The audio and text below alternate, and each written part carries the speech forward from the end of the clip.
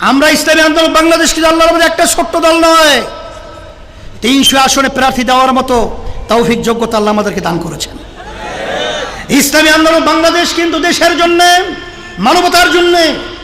আপনারা ইতিহাস পড়লে দেখবেন, যখন ভারত সরকার টিপাই মুখবাদের মাধ্যমে আমাদের দেশকে মরুভূমি বানাবার যখন প্রক্রিয়া করেছিল, তখন কিন্তু আমরা লক্ষের মতো লোক নিয়ে ঢাকা থেকে লং মার্চ করে সেই সিলেট জকিগঞ্জ পর্যন্ত আমরা পৌঁছেছিলাম। এবং ভারত সরকার বাধ্য বলেছিল যে আমরা বাংলাদেশকে ক্ষতি করে এই বাঁধ নির্মাণ আমরা করব না। যখন এই যে ফ্যাসিস্ট, এই যে খুনি সরকার হাসিনা, গুমি, জুলুমবাজ, মিথ্যাবাজ যখন পালিয়ে গেছিল, তখন ভারতের সাথে গোপনে আধারে যখন ভারতের সত্তার স্বার্থ রক্ষার জন্যে যখন নাকি চুক্তি সমঝোতা সই করেছিল, তখন কি এদের প্রতিবাদে আমরা ইসলামী আন্দোলন বাংলাদেশ সহ দেশপ্রেমিকরা রাস্তায় নেমেছিলাম। আপনারা দেখেছেন ইসলামের বিরুদ্ধে যখন ষড়যন্ত্র করা হয়েছিল এই পাঠ্যসূচি সহ, তার বিরুদ্ধে কিন্তু আমরা আল্লাহর রহমতে সারা দেশব্যাপী এই অন্যায়ের বিরুদ্ধে ন্যায়ের পক্ষে আন্দোলন করেছিলাম। সেই হিসাবে আমি বলবো, আসেন, আমাদের এখন বসে থাকার সময় নেই। ইসলাম কী জিনিস এটা আমাদেরকে বুঝাতে হবে। ইসলামী আন্দোলন বাংলাদেশ কী জিনিস এটা বুঝাতে হবে। আমরা প্রতিটি আমার ভাইয়ের কাছে, মা বোনদের কাছে আমাদের দাওয়াত পৌঁছাবো। এবং সাথে সাথে এই যে পাহাড়ে যে সন্ত্রাস হইতেছে, সেখানে এটা কিন্তু একটা ষড়যন্ত্র। আপনারা লক্ষ্য করেছেন, এই ষড়যন্ত্রের বিরুদ্ধে আল্লাহর রহমতে আমরা যদি সবাই একাকার হয়ে এই প্রতিবাদে নামি, ওই ষড়যন্ত্রকারীরা আসলে আল্লাহর রহমতে কখনোই তারা তাদের লক্ষ্যে পৌঁছতে পারবে না ইনশাআল্লাহ। এটা আমাদের সতর্ক থাকতে হবে, খুব সতর্ক অবস্থায় আপনারা পদক্ষেপ গ্রহণ করতে হবে। আমাদের মহাসচিব বলেছেন যে জাতীয় সরকার গঠন করার ব্যাপারে পিআর পদ্ধতি ছাড়া আসলে সবাই সম্পৃক্ত না থাকলে সে দেশ সুন্দর হয় না। কারণ 1 লক্ষ ভোটারের মধ্যে যদি 10 জন যদি প্রার্থী থাকে, সেখানে যদি কেউ 9,000 করে ভোট পেল আর একজনে যদি 12,000 বা 11,000 পায়, তাহলে সেই কিন্তু এমপি হলো। আর ওদিকে প্রায় 80-85 হাজার ভোট, এর বাহিরে কিন্তু মতামত রয়ে গেল। আর যদি পিআর সিস্টেম, দল প্রার্থীকে ভোট দেবে, মার্কাকে ভোট দেবে, দল ভালো ভালো লোকদেরকে, অর্থাৎ সংখ্যানুপাতিক হারে প্রতিনিধিত্ব, সেইভাবে আমরা পরামর্শ ভিত্তিক প্রতিনিধি দেব। তখন কালো টাকার দৌরত্ব থাকবে না, পেশি শক্তি, গুন্ডামি, মাস্তানি থাকবে না। তখন দেশ সুন্দর চলার পরিবেশ, সবার যেহেতু অংশীদারিত্ব থাকবে, সেই হিসাবে সুন্দর একটা দেশ চলবে। এই জন্য পিআর সিস্টেম বাস্তবায়নের ব্যাপারে আমরা আহ্বান করছি। আমরা বাংলাদেশের 53 বছর হয়ে গেল স্বাধীনতার প্রায় বয়স। এই দেশের লক্ষ লক্ষ মানুষ তারা জীবন দিয়েছে, পঙ্গু হয়েছে, অনেক মা সন্তানকে হারিয়েছে। নিশ্চয়ই আমাদের স্বাধীনতার জন্য একটা লক্ষ্য উদ্দেশ্য ছিল। মূল লক্ষ্য উদ্দেশ্যগুলো আমরা আলোচনা করলে দেখব 3টা পয়েন্টের উপরে বিশেষ করে দেশ স্বাধীন হয়েছিল। তার ভিতরে একটা হলো সাম্য, আর একটা হলো সামাজিক ন্যায় বিচার প্রতিষ্ঠা, মানবিক মর্যাদা প্রতিষ্ঠা। কিন্তু যাদের মাধ্যমে 53 বছর দেশ চলছিল, এদের মাধ্যমে মূলত আমাদের বাংলাদেশের মানুষ একটাও আমরা বাস্তবে দেখতে পাই নাই, বরঞ্চ এটা কথাই রয়ে গেল, বাস্তবে এটা আমরা পাই নাই, কোনোদিন সম্ভব না। সেই হিসাবে আমি বলবো যে দেশের ভিতরে শতকরা প্রায় 92 জনের মতো মুসলমান বসবাস করে। মুসলমান, তাদের নীতি আদর্শ থাকবে ইসলাম। আর অন্যান্য যারা ধর্ম অবলম্বী রয়েছেন, তারাও ইসলামকে সমর্থন করবে শান্তির জন্যে। তার বাস্তবতা হলো, আমি বেশি আলোচনা লম্বা না করে সংক্ষেপে একটু টাচ দিচ্ছি। যখন বাংলাদেশের ভিতরে রায়ট সহ স্বাধীনতার সময় হিন্দুরা কিন্তু বেশিরভাগ আমাদের চরমোনাইতে তাদের স্ত্রী, বাচ্চাদেরকে নিয়ে তারা ওখানে অনেক দিন পর্যন্ত বসবাস করেছিল। আমরা তাদেরকে বিভিন্ন কায়দায় লালন পালন, খাওয়া দাওয়া সহ সমস্ত ব্যবস্থাপনা আমরা করেছি। শুধু তাই নয়, ইসলামের ইতিহাস পড়লে দেখবেন যেখানে যখন ইসলামী নীতি আদর্শ বাস্তবায়ন ছিল সেখানে বিজাতিরা তাদের দেশ ছেড়ে ইসলামী নিয়ম নীতি আদর্শ যেখানে বাস্তবায়ন সেখানে এসে বসবাস করেছে। শুধু তাই না, আমাদের পাশের রাষ্ট্র ভারত, বর্তমানে নরেন্দ্র মোদী এক পর্যায়ে অশান্তি যখন ভারতে বিভিন্ন সর্বত্র ধাউ ধাউ করে আগুন জ্বলছিল, তখন তিনি শান্তির ব্যাপারে আলোচনা করতে গিয়ে বলছিলেন, শান্তি যদি পেতে চাও, আল্লাহ রসুল সাল্লাল্লাহু আলাইহি ওয়াসাল্লামের নাম উল্লেখ করে বলেছিলেন, তার নীতি আদর্শ যদি বাস্তবায়ন করা যায় শান্তি পাবা।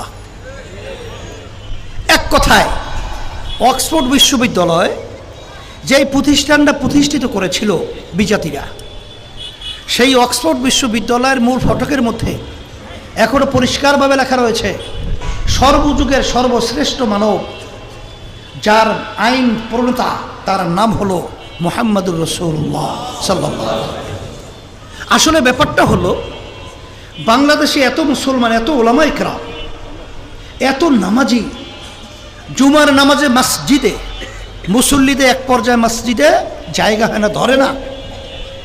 সেই দেশের মধ্যে ইসলামের ব্যাপারে এত ঘৃণা কেন, এটা আমাদের বুঝতে হবে। গ্রাম্য একটা প্রবাদ বাক্য রয়েছে, কেউ যদি চুন খেয়ে মুখ পুড়ে যায়, দধি দেখলেও ভয় পায়।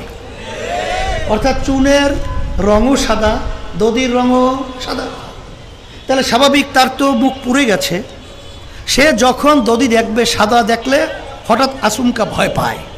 আসলে তাম দুনিয়ার ভিতরে বাংলাদেশ সহ ইসলামের বিরুদ্ধে একটা ইসলাম বিদ্বেষী চক্র, নাস্তিকের দলেরা ইসলামের ব্যাপারে মিথ্যা বিভিন্ন কায়দায় নীল নকশা অনুযায়ী আজকে এমনভাবে প্রচার করছে, ইসলামের কথা শুনলে অনেক মুসলমান সন্তান পর্যন্ত ভয় পায়।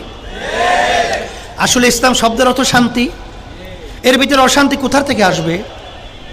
আসলে বাস্তবতা হলো এই যে আমি আপনাদেরকে পরিষ্কারভাবে বলবো,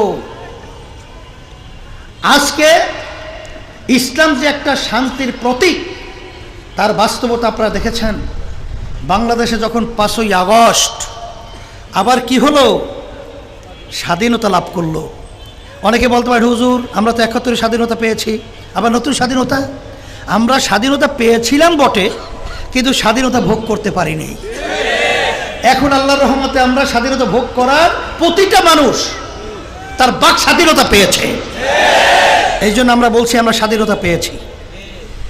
এই 5ই আগস্ট স্বাধীনতায় আপনারা দেখেছেন যে ইসলামী আন্দোলন বাংলাদেশ এবং তার সহযোগী সংগঠন সহ অনেক আলেম ওলামারা তারা কিন্তু বিজাতিদের মন্দির, তাদের জান মাল নিরাপত্তার জন্যে তাদের পাহারা এবং তাদের জানমাল নিরাপত্তার দায়িত্ব পালন করেছে। আবার আর এক শ্রেণী দেখছেন, ইসলামী আন্দোলন এবং অন্যান্য দেবীদের পার্থক্যটা আমি বলার জন্য বলছি, তারা কিন্তু লুট, চাঁদাবাজি, জাগা দখল, বিভিন্ন ধরনের সন্ত্রাসী কার্যক্রমে লিপ্ত হয়েছে। আমি অন্তর্বর্তীকালীন সরকারকে বলবো, আপনারা কিন্তু 5ই আগস্ট এই বাংলাদেশের মধ্যে আমাদের মেধাবী ছাত্ররা, আমাদের দেশের ভবিষ্যৎ প্রজন্ম সন্তানেরা যখন তাদের ন্যায্য দাবি আদায়ের লক্ষ্যে আওয়াজ তুলেছিল, তখন তাদের ন্যায় এই আওয়াজের পক্ষে ইসলামী আন্দোলন, তার সহযোগী সংগঠন সহ বাংলাদেশের সর্বশ্রেণীর পেশার মানুষ আপনাদের সাথে একাকার হয়ে আপনাদের পক্ষ অবলম্বন করে তাদের জান গুলির সামনে বুক পেতে দিয়ে তারপরে স্বাধীনতা অর্জন করেছে। আপনারা কিন্তু তাদেরই এই ফসল আপনারা আজকে অন্তর্বর্তীকালীন সরকার। আমি বলবো, এই স্বাধীনতা অর্জনে বাংলাদেশের আলেম ওলামা হাফেজ তাদের অবদান কি কম ছিল? প্রায় 73 জন মতো আমাদের হাফেজ, আলেম এবং দিনদাররা ৭৩ জনের মধ্যে তারা শাহাদত বরণ করেছে। শত শত হাত চক্ষু হারিয়েছে। আজকে অনেক মায়ের কোল খালি হয়েছে। কিন্তু আমরা লক্ষ্য করেছি যে আজকে যখন শিক্ষা সিলেবাসের মধ্যে সংস্কারের জন্য শিক্ষা কমিশন গঠন করা হয়েছে, সেখানে কোনো ইসলামী স্কলারকে রাখা হয় নাই। আমরা পরিষ্কারভাবে বলছি, আমরা কিন্তু অন্যায়ের প্রতিবাদে জান দেওয়ার জন্য আমরা কিন্তু প্রস্তুত চেয়ে এখনো আছি। যদি আপনারা কোনো ব্যতিক্রম ধর্মী কার্যক্রম পরিচালনা করেন, আমরাও কিন্তু অন্যায়ের প্রতিবাদে আমার বাংলার জমিনে আপনাদের প্রতিবাদে নেমে যাবো ইনশাআল্লাহ। এখনো পরিষ্কার বলছি, যেই দেশের ভিতরে ৯২ জনের মতো মুসলমান বসবাস করে, সেই দেশের মধ্যে একজন শিক্ষা কমিশন সহ পাঠ্যসূচি সংস্কারের মধ্যে সেখানে ইসলামী একজন স্কলার থাকবে না, এটা কখনোই হতে পারে না, হতে দেওয়া যায় না। এই জন্য আমরা বলবো আপনাদের শুভবুদ্ধি উদয় হবে। আমি সেদিনকার প্রধান উপদেষ্টা ডক্টর ইউনুস সাহেব, তার সঙ্গে যখন কথা বলছিলাম, তখন আমি স্মরণ করায় দেওয়ার জন্য বলছিলাম যে দেশের ভিতরে ৯২ জনের মধ্যে মুসলমান বসবাস করে, তাদের নীতি আদর্শ, তাদের চাহিদা আপনাকে গুরুত্ব দিতে হবে, আপনার উপদেষ্টাদেরকে গুরুত্ব দিতে হবে। কিন্তু আমরা বিভিন্ন সময় দেখছি, লক্ষ্য করেছি, অনেক সময় আলেম ওলামা মুসলমানদের নীতি আদর্শকে অবজ্ঞা করা হয়। এটা কখনই আমরা মেনে নিতে পারি না, মানব না। হ্যাঁ, এই কথার মাধ্যমে আমি এটা বলছি না যে আপনাদের আমরা বিরোধিতা করছি, না, আপনাদের সহযোগিতাই তো আমরা সবসময় আছি, থাকবো। কিন্তু আপনারা অনিয়ম করবেন আর সেটা আমরা দেখব, এটা হতে পারে না। এর জন্য আমরা বলবো যে শিক্ষা সিলেবাস সহ, শিক্ষা কমিশন সহ সর্বত্র ইসলামী স্কলার থাকা দরকার আছে না নাই? এইটা আপনারা পূরণ করবেন, এটা পরিষ্কারভাবে আমরা ঘোষণা করছি। নইলে কিন্তু আমরা আবারও নাস্তিকদের জন্য কোনো দৌরাত্ম্য, যদি আজকে আমাদের ভবিষ্যৎ প্রজন্ম সন্তানদেরকে চরিত্রহীন বানাবার জন্য কোন ষড়যন্ত্র হয়, সেই ষড়যন্ত্রের বিরুদ্ধে আমরা সর্বপ্রথম রাস্তায় নামবো, প্রতিবাদ করব, এই প্রতিবাদে বাস্তবায়ন করবো ইনশাআল্লাহ। সাথে সাথে আমি বিশেষ করে আমি সকল গুদার আহ্বান জানাবো, শোনেন, ৫৩ বছর আমরা স্বাধীনতা দেখেছি, দেশ পরিচালনা যারা করেছে তাও দেখেছি। এখন রয়ে গেছে শুধুমাত্র ইসলামী বাংলা, ইসলামী বাংলাদেশ। আসেন, আপনাদেরকে আহ্বান করছি, আমরা ইসলামী আন্দোলন বাংলাদেশ কিন্তু আল্লাহর মধ্যে একটা ছোট্ট দল নয়, ৩০০ আসনে প্রার্থী দেওয়ার মতো তৌফিক যোগ্যতা আল্লাহ আমাদেরকে দান করেছেন। ইসলামী আন্দোলন বাংলাদেশ কিন্তু দেশের জন্য, মানবতার জন্য। আপনারা ইতিহাস পড়লে দেখবেন, যখন ভারত সরকার টিপাই মুখবাদের মাধ্যমে আমাদের দেশকে মরুভূমি বানাবার যখন প্রক্রিয়া করেছিল, তখন কিন্তু আমরা লক্ষের মতো লোক নিয়ে ঢাকা থেকে লং মার্চ করে সেই সিলেট জকিগঞ্জ পর্যন্ত আমরা পৌঁছেছিলাম। এবং ভারত সরকার বাধ্য বলেছিল যে আমরা বাংলাদেশকে ক্ষতি করে এই বাঁধ নির্মাণ আমরা করব না।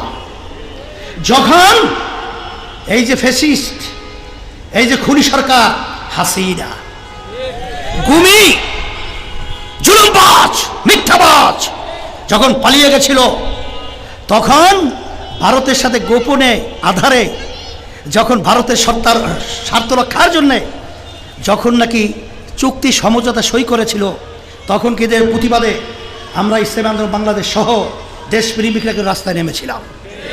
আপনারা দেখেছেন ইসলামের বিরুদ্ধে যখন ষড়যন্ত্র করা হয়েছিল, এই পাঠ্যসূচি সহ তার বিরুদ্ধে কিন্তু আমরা আল্লাহর রহমতে সারা দেশব্যাপী এই অন্যায়ের বিরুদ্ধে ন্যায়ের পক্ষে আন্দোলন করেছিলাম।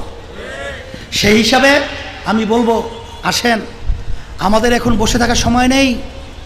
ইসলাম কী জিনিস এটা আমাদেরকে বুঝাতে হবে, ইসলামী আন্দোলন বাংলাদেশ কী জিনিস এটা বুঝাতে হবে। আমরা প্রতিটি আমার ভাইয়ের কাছে, মা বোনদের কাছে আমাদের দাওয়াত পৌঁছাবো। এবং সাথে সাথে এই যে পাহাড়ে যে সন্ত্রাস হইতেছে, সেখানে এটা কিন্তু একটা ষড়যন্ত্র। আপনারা লক্ষ্য করেছেন, এই ষড়যন্ত্রের বিরুদ্ধে আল্লাহর রহমতে আমরা যদি সবাই একাকার হয়ে এই প্রতিবাদে নামি, ওই ষড়যন্ত্রকারীরা আসলে আল্লাহর রহমতে কখনোই তারা তাদের লক্ষ্যে পৌঁছতে পারবে না ইনশাআল্লাহ। এটা আমাদের সতর্ক থাকতে হবে, খুব সতর্ক অবস্থায় আপনারা পদক্ষেপ গ্রহণ করতে হবে। আমাদের মহাসচিব বলেছেন যে জাতীয় সরকার গঠন করার ব্যাপারে পিআর পদ্ধতি ছাড়া আসলে সবাই সম্পৃক্ত না থাকলে সে দেশ সুন্দর হয় না। কারণ 1 লক্ষ ভোটারের মধ্যে যদি 10 জন যদি প্রার্থী থাকে, সেখানে যদি কেউ 9,000 করে ভোট পেল আর একজনে যদি 12,000 বা 11,000 পায়, তাহলে সেই কিন্তু এমপি হলো। আর ওদিকে প্রায় 80-85 হাজার ভোট, এর বাহিরে কিন্তু মতামত রয়ে গেল। আর যদি পিআর সিস্টেম, দল প্রার্থীকে ভোট দেবে, মার্কাকে ভোট দেবে, দল ভালো ভালো লোকদেরকে, অর্থাৎ সংখ্যানুপাতিক হারে প্রতিনিধিত্ব, সেইভাবে আমরা পরামর্শ ভিত্তিক প্রতিনিধি দেব। তখন কালো টাকার দৌরত্ব থাকবে না, পেশি শক্তি, গুন্ডামি, মাস্তানি থাকবে না।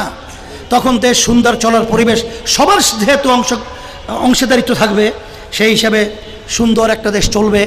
এই জন্য পিআর সিস্টেম বাস্তবায়নের ব্যাপারে আমরা আহ্বান করছি। আর সাথে সাথে বৈষম্য এই বিরোধী এই ছাত্র সমাজ এবং জনতা যারা এই আন্দোলনে আপনারা শরিক হয়েছিলেন, আহত হয়েছেন, আমরা তাদের জন্য দোয়া করি, আল্লাহ তাকে সুস্থ করুক। যারা মারা গিয়েছেন, হতাহত হয়েছেন, শহীদ হয়েছেন, আল্লাহ তাদেরকে উত্তম জাযা দান করুক। আল্লাহুম্মা আমিন। রব্বানা আতিনা ফিদ দুনিয়া হাসানা ওয়া ফিল আখিরাতি হাসানা ওয়া কিনা আযাবান নার বিরহমাতিকা ইয়া রাহমান।